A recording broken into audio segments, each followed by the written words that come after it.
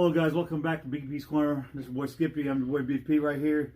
If you guys watched this week's Smackdown leading up to TLC event, it was actually a pretty good Smackdown. I thought it was. It was interesting right off the rip. King Corbin and Dolph Ziggler comes out to the ring and gloating and raving about what they did to Roman Reigns on SmackDown, the end of SmackDown last week, and it was funny, dude. I thought that whole segment was funny when they with the dog food. I thought it was interesting. I mean, I'm a big King Corbin fan, you know. I am, because he does a good job of being the heel. And for them to tie Roman Reigns up like that, to pull a handcuff him and put dog food all over him, it was funny, dude. Yeah, I guess. I thought it was funny. You laughed your ass off about that. It was funny. If you guys are Roman Reigns fans, I'm sorry. I didn't want to piss you off, but I'm a Roman Reigns fan too. But that segment was funny when they did that to Roman. I thought it was great. Yeah, I guess. I just part of it was a little hokey and shit. It was a little hokey, but yeah, it's okay to do that sometimes. All right, but anyway, they're in the middle of the ring, and the New Day come out, and so it ends up Kofi Kingston, and he ends up slapping the shit out of King Corbin. So that's going to bring up a main event match: King Corbin versus Kofi Kingston at the end of the night. So that's what happened there. Next up, my girl Fire and Desire is up, taking on another one of my women, Alexa Bliss and Nikki Cross here. What do you think about this match? Sucked. Mostly because, what was it, 2 minutes? That's why I'm going to give it 3 stars. I'm going to tell you why. Look, I love Mandy Rose to death, and I love Alexa Bliss to death. Don't get me wrong.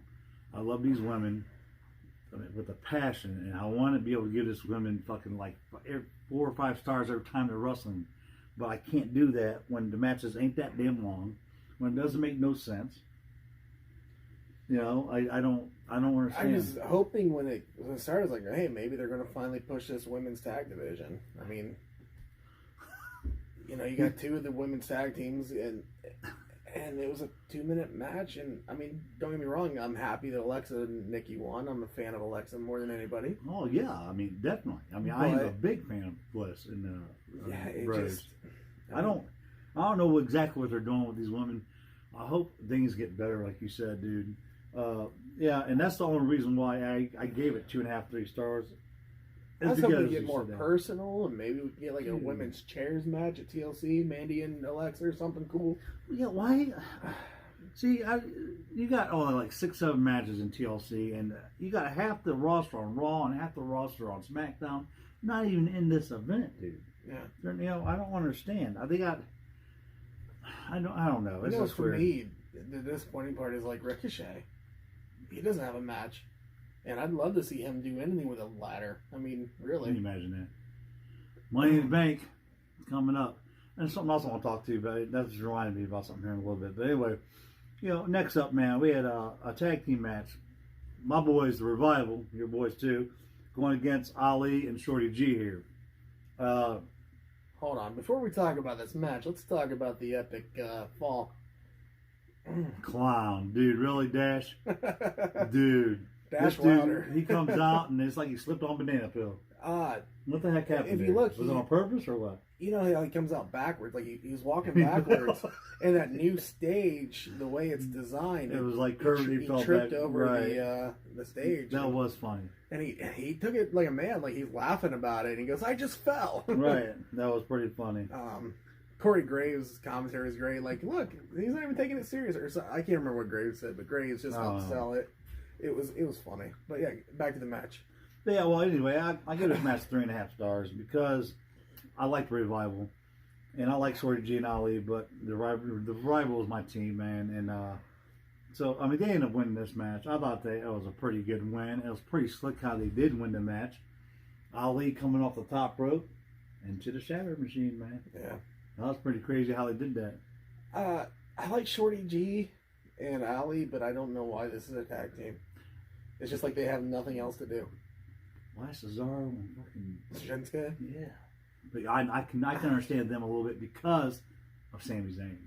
Kind of like a foreign nation. Right, so. Exactly. Because of Sami, I can understand that. But yeah, like I just don't get Ali and I don't know Shorty G. You know what would be a good partner for Ali? Jinder Mahal. I knew you were gonna say that. What? No. No, I just think like he'd be a big, powerful addition to the his... Singh brothers. Look, Ali's better than both the Singh brothers together, alright? That was funny. Like, guys, yeah, I mean, yeah, that could be, man. I mean, can you imagine Jinder Mahal actually teaming up with Ali? That might actually be a really good team. You got a power guy and a speed guy. It just makes sense. That might actually be a really good team.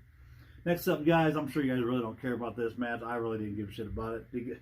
I don't understand what the heck is even going on here. But the only good thing about this is Bailey ends up going against Dana Brooke because Elias is backstage singing the song, and that was actually the only funny part about the whole segment. The song was absolutely great. Yeah, but Dana Brooke ends up losing once again, of course, to Bailey. 2 stars. I didn't want to give it 2 stars, but I did. I just felt generous. I don't know why. Because I'm not a big fan of Bailey right now. I don't know what the hell she's doing. I'm a fan of her look. I'm a fan of her attitude because she's a heel right now. But the kind of type of shit they're putting her in, dude, I don't understand what's going on. I just don't get it. For a while there, I thought the women's division was pretty loaded, but I mean, look at Raw. You don't even have the women's title being defended on Raw at TLC, and there's no match on SmackDown because the division sucked. And it's not for a lack of talent. Let me ask you guys a question. What title on Raw is being defended this week on TLC? You know which one? United States title. Who? Rey Mysterio. Who's on that TLC? I could have sworn he's facing Styles. Maybe I'm wrong. I don't know.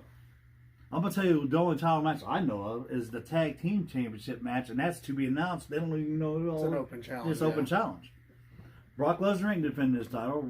Becky's not defending her title. Becky's inside of a tag team match against the Kabuki Warriors with Charlotte. And those technically aren't Raw titles, even though I think those competitors are on Raw right now. They're on Raw. The Tag Team Championship are SmackDown and NXT, supposedly. Yeah. So, So, I don't know. Anyway, back to this Bailey thing. Bailey did end up winning this match. I gave it like 1.5, 2 stars. There you go on that. Like we was talking about with that whole bullshit. I don't know. The only good part was the Elias song and some of this stuff he was saying. Right. Next up, we had an interview that took place at the Miz's house with Renee Young. Sitting there interviewing the Miz about everything that's transpired so far with Bray Wyatt and his family. Which isn't a whole lot because, I mean, it just started last week. It did just start. And the only reason why it did start, which I don't understand this, I think this is funny, and even Renee Young showed a clip of talking smack of Daniel Bryan and the Miz going at it, man. But for some reason, the Miz is taking Daniel Bryan's side right here, and they don't even like each other. Because he knows the WWE Universe likes Daniel Bryan, and I don't know what the hell is going on there. But so he decided to step in for Daniel Bryan in this match since he's nowhere to be found. And that's what brought the whole Bray Wyatt jump into the picture with his family, which is awesome. Bray Wyatt's like gold right now. If you watch Jericho and AEW, that's how what you got right there. It's Bray like Wyatt. Classic Undertaker mind game stuff. Exactly. But anyway, it's funny because while this interview is going on, Bray Wyatt shows up on Maurice's tablet showing the baby monitor. The baby monitor. Yeah. And if you guys know the buzzard and the pig and all these guys are inside the baby's crib right there with her. It's funny. But at the end, when the Maurice and Miz finally get there, the baby's there, but there's a doll up there that has like the Bray Wyatt mask, like the paint on his mask, and she's blonde. So, if you guys want to take a guess, I mean, I had a guess already. I think that is Liv Morgan, supposedly. I don't know. It could be. I don't know. Me and Skippy talked about this just a few minutes ago before we came on air. He was thinking maybe Liv Morgan was on Raw, but I don't think so. I think Liv Morgan's actually on SmackDown because Sarah Logan's on Raw. And who knows about Ruby Wyatt, right? When she comes back, I don't know if she's on Raw or not. Yeah, I just remember on Monday Night Raw they're showing a promo for Liv Morgan. I don't remember seeing it on That's SmackDown. Right. That's right. That's why I was thinking that Liv Morgan's on Raw. You know what? That's right. I do remember that last week. You guys did watch Raw. I do remember that promo. I think it was on Raw. I don't think it was on SmackDown. So, who's to say? I don't know. Think about who else could be. Who could it be? Paige. The blonde hair. Oh man, I don't know that I could support that. Julian Hall. Oh God. I don't know, AJ man. Lee. Yeah, with blonde hair. I don't know. Going crazy. But yeah. But anyway, that's the whole segment, the whole Bray Wyatt thing. I don't know exactly who it is going to be there. Candice If LeRae. anybody, who knows? Yeah, you're right. Who knows? It could be anybody. But this whole thing is going to transpire at TLC, and we're going to find out. And Skippy brought to my attention that it's a non-title match too, which is weird, which is understandable. But we'll talk more of that when we get into TLC review of why, what we think is going on with that. But yeah, anyway, next up, man, we have Heavy Machinery, one of the great tag teams. I like them. I like Heavy Machinery. Oh yeah. Yeah, going against Shinsuke Nakamura, Cesaro, and their manager Sami Zayn. I actually like this match. I enjoyed it. I gave it 4 stars. To see these big guys fly around the ring like they do, dude, I think it's amazing. Yeah. Like Otis and especially Tucker coming off the top rope. I don't think there's a single person in the WWE right now with more personality than Otis. No, Otis is great, dude. He's just. And you know what is funny about that? If they're not going to do nothing with Mandy, they need to put her with Otis. Oh, because yes. they have the greatest chemistry together. It's so funny. That's a funny combination. It is. That would be a funny combination right there. That's great. But yeah, that was a really great match, man. Even though, Shinsuke and them did pick up the victory here. I did give it 4 stars. I thought it was great. And Sami Zayn, he's really good being a manager. But before this match, if you guys did see it, Otis gave Sami a present, and it ended up being ham. And Sami said, "What is this? I'm a vegan, whatever, And and then he started trying to talk it down and apologize. And then after Cesaro and Nakamura showed up, they started getting big and tough again. And Cesaro ends up knocking the hand down on the ground, pissing Otis off. Looks like he's going to take it and enjoy that hand. Right. Yeah. Yeah. So. Let me tell you, the match, I thought it was good. Probably 3.5 stars or whatever. But here's where I'm getting irritated. We mentioned earlier, the title's not being defended. Yeah. Shinsuke, why do you even have the Intercontinental title right now? Right.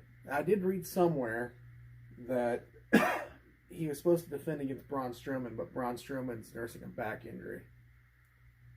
But you couldn't have came up with another feud? Is Braun Strowman on SmackDown? Yeah. I just haven't seen him in a couple of weeks. You haven't really seen him since Crown Jewel. Yeah.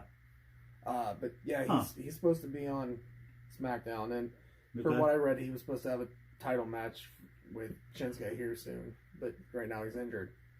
But why couldn't you have Shinsuke defend against? I mean, there's so much talent. Speaking of that, do you guys like the new IC title? Not really. I'm still a fan of the classic. I'm a fan of the classic too, and the rumors have they changed it because the whole Cody Rhodes thing. He's the one that came out the white Intercontinental title. They could have switched the strap back to black, but yeah, the whole if they really I want to still do think that, the white Intercontinental title was the best. right? But I don't know. I kind of had mixed feelings about the new Intercontinental Championship. I don't know. It's all right, but I just prefer the old one. Right now, I do too. I like the old one too. But yeah, it's whatever. I don't know. Next up, you guys, it was your main event for the evening for SmackDown. You had Kofi Kingston going against King Corbin here, and all kinds of mayhem was going on. You got security guards around the ring he actually stupid cat. But anyway, yeah, we had security guards going around the ring. King Corbin and Dolph Ziggler Dolph Ziggler was outside the ring, I guess. Yeah. And Kofi was in the ring. Big E was outside the ring. But Dolph kept on getting involved. The referee finally ends up throwing Dolph out. But that didn't last but like 30 seconds because he comes running back and jumps on Big E again. And all of a sudden now we got a tag team match that took place here. So, and that didn't last long either because then it ends up being disqualification because they go out and get the handcuffs, try to handcuff Kofi Kingston like they did Roman Reigns. The Revival comes out to help these guys out. And, they had Kofi Kingston handcuffed, and all of a sudden Roman Reigns' music hits, and he comes out and saves the day. Clears house. Yeah. Clears house. It was funny because there was one moment where the Revival had Roman Reigns sprawled out on the table, and Dolph Ziggler was getting ready to jump off the ladder on top of Roman. But Big E ended up getting rid of the Revival, and Roman climbs the ladder and throws Dolph Ziggler into the announce table. Yeah. That was pretty interesting there. But yeah, Roman to the rescue, man. So he's ready for TLC. He's ready for King Corbin. And like you said, hopefully this is going to end this feud, because I think both these guys need to go somewhere else now. Go and end it. Like Roman needs to go get someone else, and King Corbin needs to go get someone else. I'm pretty sure it's going to end because they got big plans for Roman Reigns and not really much. And that's another thing I want to talk to. That reminds me of that. Dean Skippy was talking about the Royal Rumble the other day. Who's going to win this Royal Rumble? Okay, my thoughts on this is this, because now it's confirmed that the pay-per-view before WrestleMania is Elimination Chamber. There you go. So Roman Reigns does not have to win this Royal Rumble. Not at all. Roman Reigns can get inside by winning the Elimination Chamber and go against Bray Wyatt. So that is probably what's going to happen if they don't bring The Rock in to do a storyline with his cousin. I don't know. But that right there could be happening. They have big plans for Roman against Bray Wyatt or against The Fiend. There you go. Now, for Brock Lesnar, if you want to give that dude a good match, make Keith Lee win this Royal Rumble from NXT, dude. I'm telling you what. Keith Lee and Brock Lesnar. You might say it's too soon, but I say, man, this I wouldn't is where say it's too at. soon. I think Keith Lee's ready. I just think that Keith Lee, the ball will get dropped on him by Vince McMahon. He'll lose to Brock, and then he'll become a jobber. Dude, I don't know. Because if they're really going to push Keith Lee, and they want to prove how bad Keith Lee is, Vince is going to be like, all right, you're going to run through Brock, too. This is going to be it. I mean, I would love to see it. Could you imagine Brock Lesnar holding Keith Lee up for F5, and Keith Lee goes down for F5 and stands right back up and looks at Brock Lesnar? But the other thing to remember is Brock Lesnar prefers to work with smaller guys. That's true. That is true. There's Cat. Yeah, that's one of the cats. If you guys do see him, or her, I'm sorry. But yeah, that is true. So I don't know what's going to happen, but like I said, we do have an Elimination Chamber there. So Roman does not have to win the Royal Rumble. So therefore, you guys don't have to bitch and whine before the Royal Rumble comes up. Why is Roman going to win it? Like a good surprise. Like, I'm hearing the odds are Roman Reigns #1, I think. Yeah. And then CM Punk is actually #2. I heard that too. Now, that could also happen. They can throw CM Punk and the ring at WrestleMania against Brock Lesnar. That would be interesting too. I think we can get a good match out of those two. Or if things are the way I think they're going to happen, we're going to have Roman against The Fiend, Keith Lee against Brock, and Seth against Punk. I don't know, man. Tell us what you guys think, man. I mean, just give us ideas, and whatever you guys think. If you guys agree or disagree, whatever, tell us about what do you think about what's going on in the women's division, the tag team division, I think no title Brock Lesnar division. Let me tell you who I'd like to see win the Royal Rumble, and that's AJ Styles. I mean, I don't think he's ever won one yet, has he? He hasn't won a Royal Rumble. That'll be interesting. And I'll tell you what, the last time Brock and AJ Styles met in the ring, it was gold. I thought that was actually a good match. I think AJ gave him a good fight. I would love to see AJ Styles pull it off and beat Brock Lesnar.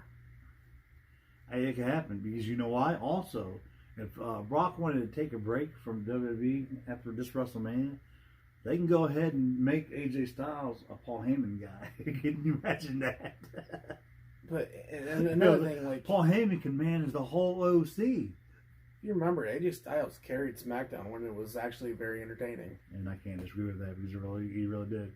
He did a phenomenal job. Right now they need somebody of AJ Styles' talent to carry the show. Yeah, well, CM Punk's and unfortunately, he's wasted talent by losing to Rey Mysterio. Well, CM Punk's coming back, so there you go. Yeah. He's got some good talent. I'd rather see AJ Styles versus CM Punk than I would. Dude, can you imagine that fight? So, I mean, I've seen Seth Rollins versus CM Punk once. Can you imagine that? AJ Styles against CM Punk. That would be phenomenal. Yeah. No pun intended again, I'm sorry. But yeah, that would be an awesome... That's what I'm saying, man. That would be a really good match, dude. You've got all kinds of variables here that can actually... if you wanted something to be successful, especially your WrestleMania, and you got a lot of things happening. If they really want to have something successful, Vince needs to go sit down and got a meeting with Tony Khan and really get something going. I'm telling you right now, because have the AEW champion on WrestleMania, Chris Jericho, with the Young Bucks, and if they could actually bring different shows in on WrestleMania and let them compete with NXT and all this, can you imagine that? That would be a WrestleMania. Can you imagine a 4-way Survivor Series? Oh, AEW versus NXT versus Raw versus SmackDown. The problem with any of that is Vince McMahon's ego. He wouldn't let AEW win a single one. Yeah, that's the problem. See, that's the thing right there. So when Vince is dead and gone, or gone off doing his XFL thing, and Hunter's got the reins, no pun intended with that either. But yeah, then we'll see what happens. I don't know. But as of right now, that's what you got. You got to deal with it. But yeah, man. I don't know. That's my whole thoughts. We'll see what happens, because WrestleMania season is upon us. Royal Rumble is right around the corner. So that starts the road to WrestleMania. Yeah. TLC is December, and you guys all know the next pay-per-view is the Royal Rumble. So after this TLC this Sunday, which is tonight, Royal Rumble's next pay-per-view. There you go. Go to WrestleMania. Well, I'm not really sure about this, because what network specials are going to pop up on us? Yeah. Are we going to have a Bash at the Beach event? In the winter? Who knows? Halloween Havoc. Yeah. Halloween's already over. There you go. Christmas Havoc. Who knows? The New Year's Brawl. Yeah. But anyway, you guys, this has been your SmackDown review, and along with everything I would say else. it was an alright show. It's getting better, I think. It just... Storylines are hopefully going to end here, and new beginnings are going to happen. So that's what needs to happen here. If they do need to fix the women's division, they need to fix the tag team division. So there you go, guys. So I have to see what happens. I'm excited for TLC, and we're going to find out. Stay tuned for our TLC preview here in a little bit. And until then, guys, your boy Skippy and your boy BP here. Remember to like, comment, share, subscribe, and comment on anything you got to say, opinions, whatever. And we'll get back to you on it. Hit that little post notification button up there, that little bell button, and we'll get back at you, please. And you guys, until next time, to the next video, TLC video, we'll see you guys right back here on The Corner.